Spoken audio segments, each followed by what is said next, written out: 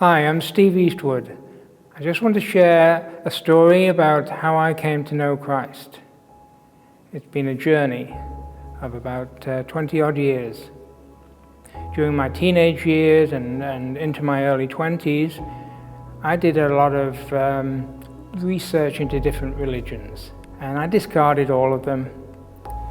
For a long time I was agnostic. In other words, I didn't know whether there was a God or not. But eventually, by the early 20s, I had become an atheist. I did not believe that a God existed. There was too much pain and suffering in the world for a God to exist. Life went on. I wouldn't say our marriage was getting greater. It wasn't. It was, in fact, it was kind of sliding downhill a bit. I was drinking more than I should. I got to my early 40s.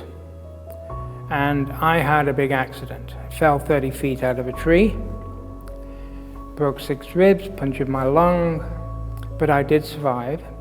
And I can remember Elaine saying to me one day when I was complaining about the pain and that, and she said to me, "God saved you." And I just cursed God. I stood there and I cursed and swore at him.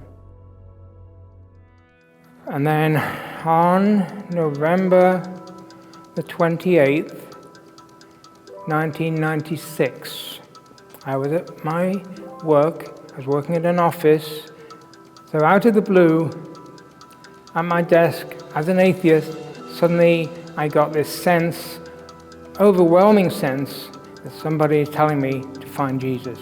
It was in my head. I didn't hear words, but it was so powerful. I knew it was real. I walked out of work, got in my car, and drove along Airport Road until I found a church that was open. Spoke to a pastor who turned out to be the youth pastor. He led me to the Lord. By 11 o'clock, I was totally on fire for Christ. It was just ridiculous in one aspect, and the other, it was just, I changed right there. I phoned Elaine, my wife, after this had happened, and she could hear a complete difference in the way my voice sounded. Anyhow, I went back to work and came home at the end of the day, and in her words to me, she said, "You're different. You physically look different." God did this. I didn't. I was not thinking about God. I was not interested in him. God didn't exist as far as I was concerned. Life has not been a bed of roses, but trusting in Christ helps you through everything. But it takes effort to do that, because you have to stop looking at the natural and look at the supernatural.